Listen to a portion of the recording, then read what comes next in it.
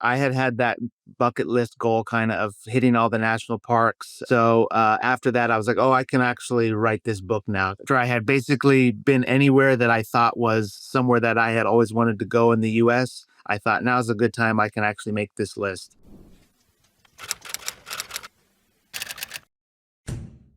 Welcome back to the 10 Adventures podcast. Today we are talking hiking and the U.S. national parks, which offer some of the most sublime landscapes on Earth. Here to share his expertise about all things national parks is Matt Tori, who recently wrote Go See America, which cover over 100 of his favorite places in the U.S. national parks.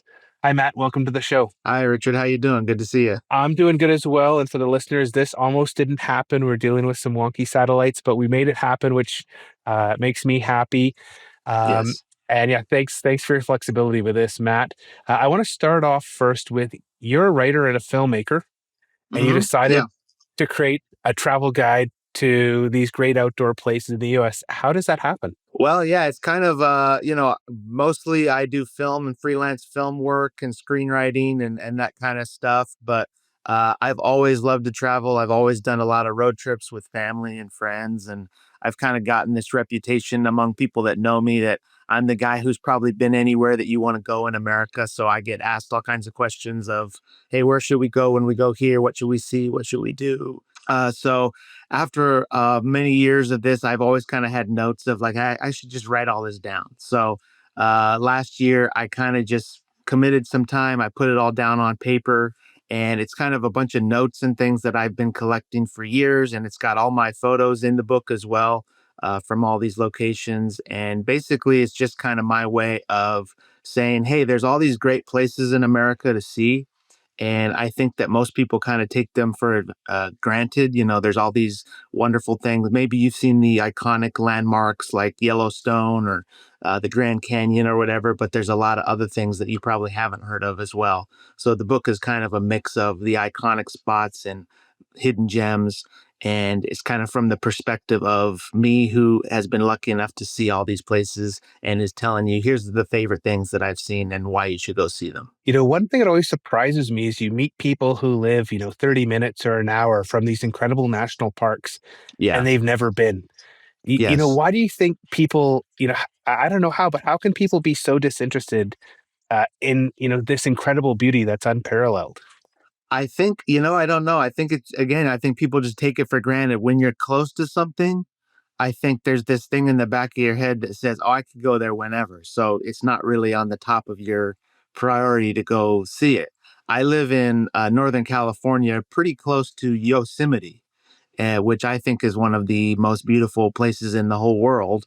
And you'd be surprised how many people I come across or talk to that have never been to Yosemite, even though it's a couple hours away. I think it's just a thing that people don't think about. They think about going to Europe or think about going to the East Coast to New York or something, which are all great places. But there's things that are close to you too that are really worth seeing. And so in writing this book, had you already been to all the national parks in the lower 48, or did you have to go and actually go to some places that you hadn't gone to before to do all the research? So I started writing the book once I had completed that. So I had that bucket list goal kind of hitting all the national parks a while ago, and I completed that in 2023. So after that, I was like, oh, I can actually write this book now because there was a few spots I had still wanted to see that were kind of major national parks or landmarks in the U.S. that I thought I should at least visit them to see if they would make the list first. And so after I had basically been anywhere that I thought was somewhere that I had always wanted to go in the U.S., I thought now's a good time I can actually make this list. Of course, there is some places that I haven't been that I would like to go or whatever, but pretty much anywhere that's like a famous landmark or something in the US, I've probably been to it. So I've been very lucky to see all these places. So I'm always interested, everyone knows, the most popular places, but I'm Yeah. always interested in the places that, surprise people, that they aren't prepared for, that are, maybe under touristed or people don't know about yet. Were there Yeah. any parks you went to that kind of, surprised you that, how come I didn't come here earlier? The one I always tell people that surprised me the most is one that some people have not even heard of when it comes to the national parks, and it's in North Dakota, and it's called Theodore Roosevelt National Park. And I don't know if you've been there or not, but it's basically it's very remote. You kind of really have to be going specifically there to go there because there's nothing else really around it really that you would be seeing. And I only went there because I had this goal of hitting all the national parks, so I had to hit it at some point. So I was on a road trip with a buddy of mine. We were going to South Dakota and Colorado, seeing a bunch of stuff there. So I said, hey, we have to do this detour up to North Dakota so we can go to Theodore Roosevelt. And I figured it would just kind of be something to check off the list or whatever.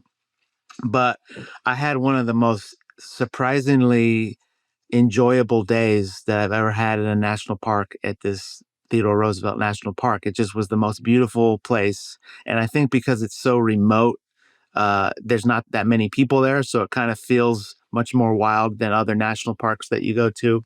But basically, it's just kind of a bunch of rolling hills. Think of the most beautiful rolling hills that go for miles and miles. And there's wild horses that are just roaming through the hills and bison. And you can visit like prairie dog towns where there's a bunch of prairie dogs. And there's a river that runs through it. You can watch the sunset over and stuff like that, and you pretty much have the place to yourself. It was very, very beautiful. It's funny you mentioned North Dakota. I went to South Dakota last year. My dad wanted to recreate a trip from when he was, 10 years old, and I was expecting almost nothing. And it ended up Yeah, being just this fantastic. We were there for a week, and it yeah, just kept blowing me away. And I thought, oh, I want to get back here, like do some hiking or bring my road bike. There's some great, like just incredible roads. And yeah, the Dakotas, people don't realize it's pretty beautiful there. yeah. It is. Did you go to like Custer State Park and things like Yeah, that? we went everywhere, the national parks, state parks, the national monuments. It was we saw pretty much everything. So Yeah, yeah, I just couldn't believe how beautiful it was. I thought it'd just be kind of prairie land, but yeah, no, it totally blew me away. yeah. It's beautiful. In your book, you write, this book is a nudge to get out there, let yourself be wowed. And I'm Hmm. interested, where are some places that really wow you? So maybe not undiscovered, but just, Yeah. spectacular. Well, I think sometimes cliche answers are cliche for a reason because they're true. But kind of the that when it comes to national parks, I would say the ones that wow me the most are Yosemite, Glacier National Park, and Zion. I'd probably put those three at the top. And that probably would be most people's answer to that question who have been to all the national parks, or, they'd be up in the conversation of those top ones. But it's for a reason because they're just so amazing.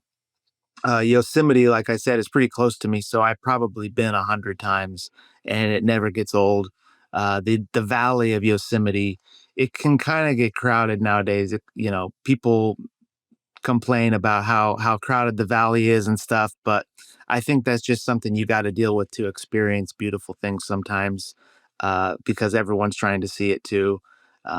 Glacier National Park, of course, is much more wild and much more spread out in terms of the place where the tourists are going to go. So it's not as crowded sometimes, but all these places can get pretty crowded if you go during the height of the summer. But um, yeah, Zion. I mean, we're going to talk about some of my favorite hikes, so I don't want to give away too much of some of these places, but yeah, those three for sure. Funny you mentioned traffic in Yosemite, and I remember being parking by, I think it's the Arawani Hotel or something, kind of doing Awani, some yeah, hikes from the valley bottom. First time there, this is, 8 or 9 years ago. And it took us like 2 hours just to get yeah, on the road out. We were camping up on the Tioga Road, and I'm like, this is wild. Like there's a traffic yeah, jam inside this national park, and it is out of this world, but it's a victim of its own success. It's just so yeah. popular, so beautiful. The problem also is because there are these national parks up in the mountains, they don't have a lot of roads. So everyone kind of has to go in and out the same ways. Now, I want to talk a little bit more about hiking. And, you've mentioned three parks really well known for their hiking in Zion, Yosemite, and Glacier. Are there some other must visit national parks for people that specifically want to get out hiking? Sure, I think pretty much if you're going to a national park, there's probably going to be some hiking there, unless I mean, there's probably some exceptions like Gateway Arch or whatever. If you want to do research and stuff, there's all kinds of hikes that you may not even know about. Like, for example, more on the East Coast, if you go to Acadia National Park, there's some great hiking there. That's in Maine. There's the Beehive Hike, which is pretty famous, and it's not that long of a hike. It's kind of famous because you kind of are on the edge of a cliff the whole time. Kind of, for people who have a fear of heights, it can kind of be iffy, but it's pretty fun. And then in West Virginia at the New River Gorge National Park, there is a trail called the Endless Wall Trail, if I believe I have that name right. And that is basically the New River Gorge is, it's a canyon in West Virginia, and that trail kind of goes along the edge of the canyon for a couple miles. It's really pretty. Wicked. Now, your book focuses on 118 of America's greatest hits in the national parks. And I wonder if you can break down your top 10 hits that are hikes and maybe just share, some incredible hikes. We'll start at 10, go down to one, and help the listeners come up with their own bucket list. How does that sound? Sure, that sounds good. I kind of put together my 10 favorite hikes from the Western national parks. Let's start at number 10 and hear your 10th favorite hike in the Western U.S. national parks. Sure. And when I go through some of these, also for anyone listening, just know that these are kind of, more simple day hikes. They're not like the multi-day backpacking things that may be a little more epic, but I find that most people are not going to be able to do. So I'm focusing more on the things that pretty much anyone can go do for a few hours or during half of a day or something. Okay, so first I had at number 10 in Arches National Park, the hike to Delicate Arch. And that, just because it's such an iconic hike, you probably see this image of the Delicate Arch all the time. It's the kind of the state image of Utah. They have it on their license plates, and it's always kind of used in the imagery of the national parks. It's about a 3 mile hike, and it's basically in no shade, so you make sure to bring a lot of water. And it's you're going to have some crowds on this one probably, but again, it's just a victim of its own success, where uh, things are popular for a reason. If you go at sunset, it's really cool to watch the sunset over the arch. And yeah, Arches National Park is the biggest collection of arches in the whole world. So, and this is probably the most famous arch, but you have to hike to go see it. It's right outside of a city called Moab. And I think there's an airport there, but it's kind of a small airport. So you may not be flying into Moab. But if you fly into Salt Lake City, I think that's just a few hours away. And then is that a place for people to go? Is it camping the best way to stay in Arches? Or, It's a big city. Well, not big city, but like there's a lot of options and amenities there. It's kind of known as one of the great outdoor cities in America because it has access to so many things. There's also Canyonlands National Park, which is right next to Arches National Park. So you've got two national parks right there, and then you have Dead Horse State Park, which is a state park that's real pretty, kind of like a smaller version of the Grand Canyon. And there's a lot of camping around there. Yeah. excellent. Okay, so that's number 10, Delicate Arch in Arches National Park in Utah. What's number 9? Number 9, I have in Olympic National Park, the trail to Solduck Falls, and that is in the Olympic Peninsula in Washington. So again, not a very difficult hike. It's about 2 miles, but it's just very pretty. It's basically the best of Olympic National Park in one little hike that you can do if you want to experience the park. It's got all the historic rainforests around you that you're walking through to get to this very pretty waterfall. And it's kind of a triple cascade with a bridge over it. It's not a difficult hike at all, but it's very pretty, and you get to experience the rainforest that Olympic is known for along the way. If you're going to go there, you probably have to take a ferry from the Seattle area if that's where you're going to fly into. If you don't know how Washington is, there's kind of the Olympic Peninsula is on the western side, and Seattle is on the east side of the bay there. So you have to take a ferry across. I've never been to the Olympic National Park. It's always been on my bucket list. So Yeah. I've always seen those photos of those kind of pinnacles coming out of the water, and thought, oh man, that Mm. would be cool to see it. I've heard the camping there is incredible, but there's too many places to go to that, here I There am, is, yeah. just like everyone else. There's so much to see and so little time. That's the thing about even in Olympic, I've been to Olympic once. I spent a few days there. So there's still a lot of places there I would like to see more and explore more. I didn't actually get to go to the beach area where the pinnacles on the rocks sticking out of the water are. But yeah, it's one of the biggest national parks. And it's also known because it's one of the most diverse. It's got mountains, rainforests, beaches, all kind of within the same national park. Wicked. Okay, so we have number 9. Let's go and hear what number 8 is. Okay, number 8, I am putting as I kind of grouped Grand Teton and Yellowstone together. And I am putting at number 8, the Jenny Lake Loop at number 8 in Grand Teton. And basically, what that is, it's about a 6 mile or so hike. And it starts from the Jenny Lake, which is a very beautiful lake, one of the more popular lakes in Grand Teton National Park.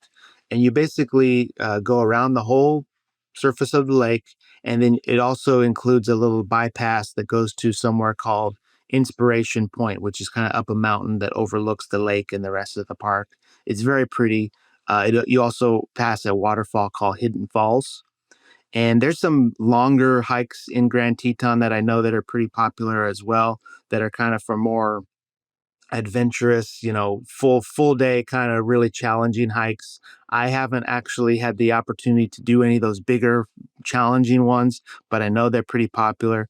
But again, this is really good for someone who's wanting kind of a half day, simpler hike. It's very pretty. It's probably the best of these shorter ones in Grand Teton. And if you don't know about Yellowstone, Grand Teton and Yellowstone are right next to each other.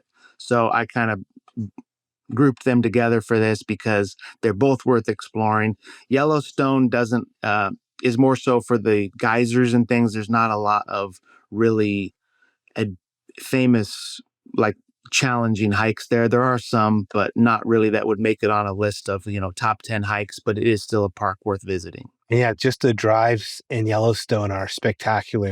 It's amazing the diversity in that one park, from the hot springs to the geysers to the mountains to all the wildlife. It's every day's like it's like feels like being Yeah. on a movie set sometimes. Yeah, and I think people don't realize how big Yellowstone is. I've talked to people before where they said, "Oh, we're gonna go drive into Yellowstone and see the park for the day," and I'm like, well, good luck. You're not gonna see much of it because I think it's bigger than like 3 or 4 states. So it's a very big park, and to really see it and kind of cover the whole area of if you want to see the highlights, you probably still have to be there like a week or so. Definitely, definitely. Okay, moving on to number 7 now. Where are we? All right, number 7, I have the Grand Canyon, and I have again, it's you could do the much more challenging hike all the way down to the bottom. I think it's like 17 miles or something. Most people do it in a couple days, but if you want a shortened version that kind of gives you the highlights of that, you can do the South Kaibab Trail, and that goes to a point called Ooh Ah Point, and that's about 3 miles or so. And basically you kind of go down into the canyon a little bit and you go out to a very pretty lookout, so you get kind of the experience of going down into the canyon, see what that looks like down in there a little bit, get the experience of what's it like to be inside the canyon, but you don't have to do the whole 2 day 17-mile thing all the way down to the river if you are not up for that. Yeah, and what always surprises me is you hear these stories of people going in winter and there's snow and ice, at the top of the canyon and the bottom. It's like they're taking their shirts off. It's so hot. Or Yeah. I've seen the warnings in summer where it'll be kind of temperate, a warm day up top, and Yeah. meanwhile it's like 110 Fahrenheit in the bottom, and like Yeah. they're having to do medical evacs. It's so hot. Oh yeah. Yeah, it gets really hot. Again, this is another place where you cannot expect to have shade. So you got to take a lot of water, and it's much hotter than people realize there. Okay, let's move. We're just hitting all these incredible places. Let's move on to Yeah, just number kind of the 6. highlights. Yeah. So number 6, I have in Rocky Mountains National Park in Colorado, and this is the hike to Emerald Lake. And so this is a hike that basically passes 3 lakes. It passes Nymph Lake, Dream Lake, and Emerald Lake, and it's about 4 miles or so. And Dream Lake, I think, is the prettiest one. But if you want to go all the way, it's to Emerald Lake at the top. And it's just a very pretty, coalescence of what the Rocky Mountains National Park is. Again, people do backpacking for days and weeks through the Rocky Mountains. But if you want to kind of see some glacier fed lakes up in the mountains really tall, you can do this hike. And it starts from Bear Lake, which is a pretty popular area of the park, but you need to know if you go that you need a reservation to enter. So, Rocky Mountains National Park, you have to, I think I wrote it down here. Yeah, you have to have a reservation after 9 o'clock to enter the park. But if you want to go to Bear Lake, which is where you start this hike from, it's a very small parking area and only one road in. So they kind of limit the access. You have to have a reservation separate from that to go to Bear Lake if you want to arrive there after 5 a.m. So unless you're getting there at 4 in the morning or something, you're going to have a reservation to do this hike. In one sense, it's nice that all these great outdoor areas are being used and they're under, so many people want to go and explore the wilderness. On the other hand, it kind of sucks because it's getting harder and harder to Yeah. actually go and see some of these beautiful places because everyone else wants to see them as well now. Yeah, it's hard because it kind of gets rid of the spontaneity sometimes that you might have on a road trip of saying, "Oh, let's just go over here and do this," and you can't really access the main thing you might want to do because you need a reservation that you had to get 3 months ago or something. So it is unfortunate in that way sometimes, but there's a trade off because they're trying to protect the area and keep it from being trampled by thousands of people every day. So I understand it, but uh, yeah, it's just hard because I've had that scenario too where I've planned a trip kind of last minute somewhere, wanted to go experience something, and I couldn't do one of the things I wanted to do there because it's a reservation thing and they were gone months ago. So yeah, it's difficult. I do like how some of the parks have shuttles that they try to do good at that where even if you don't have a reservation, there's a shuttle service that maybe takes people in a few times a day to these places. Yeah. Yeah. No, national parks are just doing all they can to try and deal with, the influx of people that want to go there. So Yeah. it's good they're trying new transportation methods. Let's Yeah. move on to number five. We're getting close to the top three. What do you have at number We're getting five? there. Yes. At number five, I have in Zion National Park in Utah. This is Angel's Landing. So this is a pretty famous hike for maybe infamous because a few people have died on it. But if you're not taking selfies or whatever, you're gonna be safe. Just make sure to see what you're doing when you're walking and going up there. So basically, Angel's Landing is a perch on top of a mountain that overlooks the Zion Canyon Valley, and it's famous because the top third or so of the hike is pretty challenging and pretty precarious because you're on the edge of a cliff on both sides of you. So I did it once and I said, I loved this. I got to experience this, but I don't necessarily need to do it again because it was pretty nerve wracking in some ways. Because basically, the first two-thirds of the park or of the hike through the park, you're going up to the edge of this mountain. You're doing some switchbacks and things like that. It's pretty normal. But then when you get to what they call the saddle, you look up at this mountain and basically it's a very thin outcropping of rocks that you have to climb up. So we're talking not just hiking tall stairs or anything. Sometimes you're having to scramble over rocks to go up, and on either side of you is a 1,000, 2,000 foot drop off, and it's like a 5 foot, 6 foot wide area that you're scrambling up rocks to get up to the top, and there's people coming down as well. So it's pretty interesting. Just take your time, go slow, and then when you get to the top of the rock scramble, you basically have to walk around the edge of a slick rock area holding onto a chain. And again, there's people coming both directions. So you're holding onto a chain on the edge of a mountain cliff, basically. If you fall and let go, you might fall off the mountain. And then there's people coming, and you kind of have to hold one hand, let them go under your arm, keep holding on. It's pretty, for if you have a fear of heights, I can understand how it would be really terrifying, but it's definitely worth doing. And it's a great adventure for when you get to the top, the great view. It's definitely one of the most challenging and uh, adventurous ones. That's kind of on the simple end of the hike. It's only about 4 or 5 miles. I have heard, kind of what you alluded to. If you don't like exposure, you don't like heights, that is not the hike for you, especially the part trying to get around. You're trying to get up, or, you're trying to come down. People are trying to get up. Yeah. And yeah, I've heard people just say that was like the worst experience of their life. If you're comfortable with heights and exposure, I'm sure it's just, a ton of fun. But yeah, one to pay attention to if it's going to be a good fit for you for sure. Yeah, it's definitely fun. I can understand how people who are distracted trying to take videos or stuff, how it's pretty dangerous. I know that there's been a couple scenarios of like someone trying to take a selfie on the edge and it didn't go well. So Wicked. Okay, we're down to the. Oh no, we're on number four now. So let's hear what's number four for your top 10. we are on number 4 at Bryce Canyon in Utah.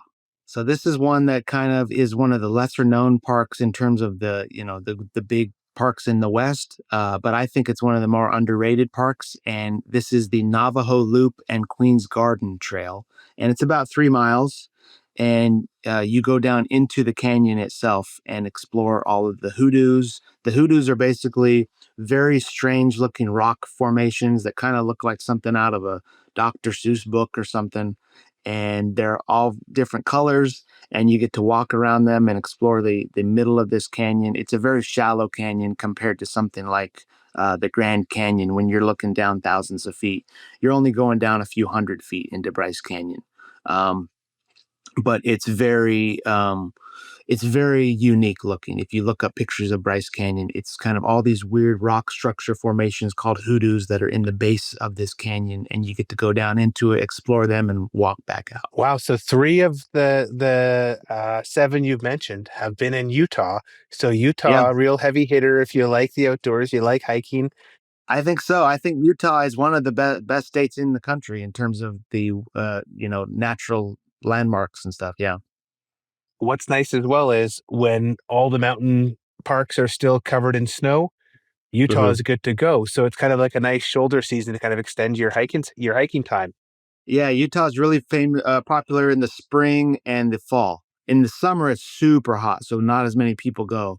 But if you want to go in like April or October, that's kind of the right sweet spot to go. Wicked. Okay, now we're in the top three. What do you have at number three? Okay, number 3, I mentioned this was in my top 3 parks, but Glacier National Park in Montana, and I've put the trail to Hidden Lake, which is about a 3 mile trail. If you go to the overlook, if you actually go down to the lake, it's about 5 miles. So there is the Going to the Sun Road in Glacier National Park. For those who are familiar with the park, it's basically the park the road that goes through the whole park. And it's kind of the one way in, one way out across the whole Glacier National Park. And about halfway, there's a place called Logan Pass, which is kind of one of the top points that you reach, and you can park there, and you can take a hike to something called Hidden Lake, where basically you walk up a mountain for a couple miles to an overlook, and it's one of the more beautiful lakes that you've ever seen, kind of the epitome of a glacier fed wild lake up in the mountains and with nothing around. It's just very iconic and pretty. And if you can stay there if you want to just see the view of it, or you can actually go down to it if you want to jump in some freezing cold ice water, which some people do. But it's also really cool because there's just goats everywhere. So if you go up to the overlook, I actually was there at a time where it wasn't that crowded, and it was kind of in the spring. Or no, I think it was in the fall actually, and so it wasn't as crowded, and we kind of were there by ourselves, and there were probably 40 goats around us, and they just were kind of they don't care that you're there. They're just walking around. They're eating the grass. They'll even kind of get closer to you than you might be comfortable. But it's a very surreal view to see all these goats on this overlook with this beautiful mountain behind, like something out of Switzerland or France where you are. But it's really cool. Now, I live close to Glacier, so I used to go every few Okay. years. Yeah. And I've heard that in the last couple of years, they put on a pass to drive the Going to the Sun Road. Yes. Do you know is that the case, and how do people get a pass? They do. So, from what I understand, the going to the Sun Road, basically, you have to get a pass to go on that road in the summer months, which is basically when it's open. It's covered in snow most of the year. So, when they open it up, you have to get a pass. And again, I think it's at like 7 a.m. If you're going to enter the park after 7 a.m., you have to have a pass, and those go on sale a couple months in advance. And they're only like a buck or two or something, but it's more so about limiting how many people go up and down the mountain because again, there's only one road, one lane through these parks, and they don't want to have situations where 1,000 people are up on the top of the mountain for this parking lot that can fit 50 cars or whatever. So, uh, yeah, it's again that's another one that you kind of have to do some planning if you're going to go there. It's kind of difficult to just spontaneously say, "Hey, let's go to Glacier," unless you want to go before 7 in the morning. But And then also parking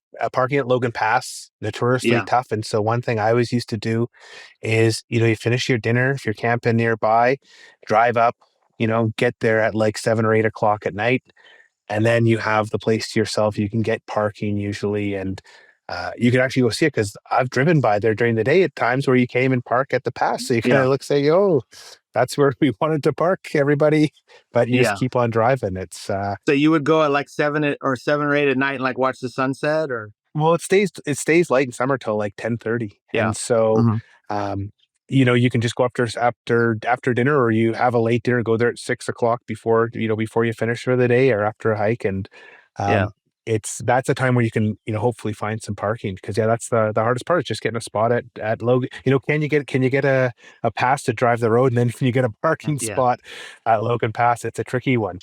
And Um again, they have all right. shuttles there too, but I think those get pretty full as well. Yeah, yeah. Let's move on to number two.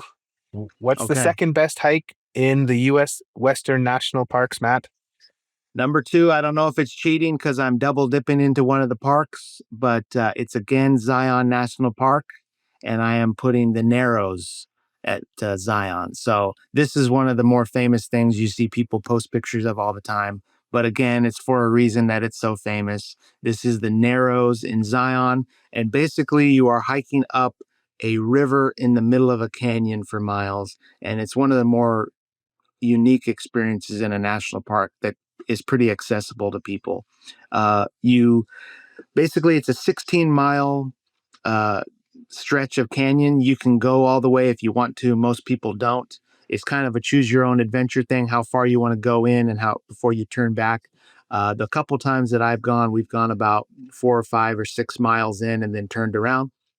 But you can go on your own if you want, or you can hire some gear. Most people will get the kind of the heavy rain boots and the waders that you can wear to go through because sometimes you're going to be up to like waist level water as you're walking through the narrows. It's kind of it goes up and down in the levels of the water that you're walking through, but you're going to be prepared to be in the water most of the time as you're walking. And you got to have a walking staff as well because it's very uneven, very slick rock sometimes, and that will really help you balance, or you're going to be slipping and falling all over the place. But again, you can go as far as you want. You can go in a mile and turn around. You can go 7 miles, turn around, however long you want to go, and it's nice because you are in the shade most of the time because it's a very thin, narrow canyon, and it's unlike the Grand Canyon because you look at the Grand Canyon, it's like 18 miles across sometimes. Zion is maybe 100 feet across sometimes. This canyon that you're walking through, so it just imagine 2,000, 3,000 foot cliffs on either side of you looking up. Seems like you're in a huge cathedral of rock, and it's just a very unique experience in a national park.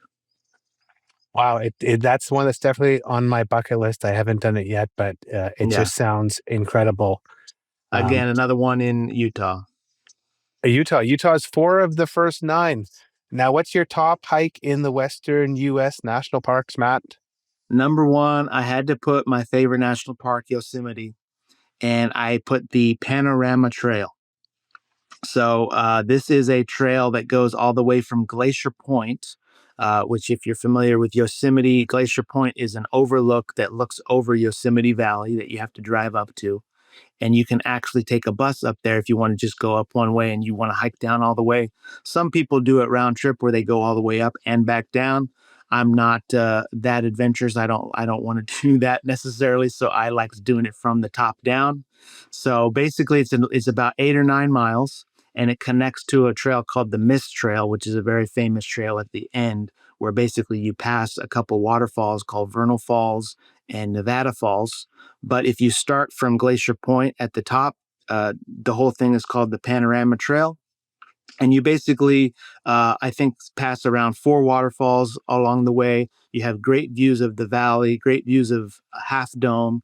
It's also half of the trail is half of the way people go as they hike up to Half Dome, and I didn't put that one because that's a very challenging hike that's about 19 miles or so if people do that one. So that's kind of the on the higher end of ones that people do. You have to have a reservation if you want to do Half Dome. But you and this one's nice because you're basically going downhill all the time, and you just get to basically go through the forest, go past waterfalls for 8 or 9 miles, and you get to be going downhill most of the time and enjoy it that way. And it is, I've done that one. It's funny, I've only done two of them, or I've done three of them on your list. I Okay, thought yeah, I was well traveled in the national parks, but there's just so much beauty out there. So, there is. Matt, thanks for coming on and sharing Sure, yeah, all your insight about the national parks, about hiking. I really appreciate you taking the time to do that. yeah, for sure. Thanks for having me. If people want to find your book, can you remind us what it's called? And I assume they can get it on Amazon, but is there anywhere else that they can get it? Yeah, it's on Amazon, and it's called Go See America, 118 of the USA's greatest hits, according to a guy who visited them all. That's the full title. It's a long title. And again, it's on Amazon, and you can get it as a physical book or an ebook. And again, I just wanted to encourage people to go out and see things because America has so much to see and so much to offer that you may not even realize is right in your own backyard. So it's kind of just an encouragement to go out and see something new. And the reviews, I was checking out the reviews before our chat. The reviews are great. Lots of Oh, people are thanks. Yeah. loving it. And it's more than just a hiking guide. You've got Yeah. great roads to drive, places to see. And so it's almost like a way to start narrowing down. If you know you want to start visiting national parks, it seems to me it's more like a way to get the information to like plan a weekend or plan a week trip. And you've done all the hard work to find the places to go in each of the national parks. Sure, yeah. There's a lot of travel guides out there. I didn't really want to, go up the same hill that's already been gone up 1,000 times and just do another travel guide. So this one is kind of it's an interesting. At least I tried to make it an interesting blend of a travel guide and kind of a travel memoir of someone who went to all these places. So that's kind of a unique spin on it. And the reviews mention quite a bit of humor in there. So Yeah. again, it sounds like a different type of travel guide from what we're all used to. I'm going to put a link to your book in the show notes for people that want to check it out and who are planning their next trip to the U.S. national parks. And with that, thanks everyone for listening to this episode of the 10 Adventures podcast. We'll be back next week to explore the world and hear about more epic adventures. Bye bye.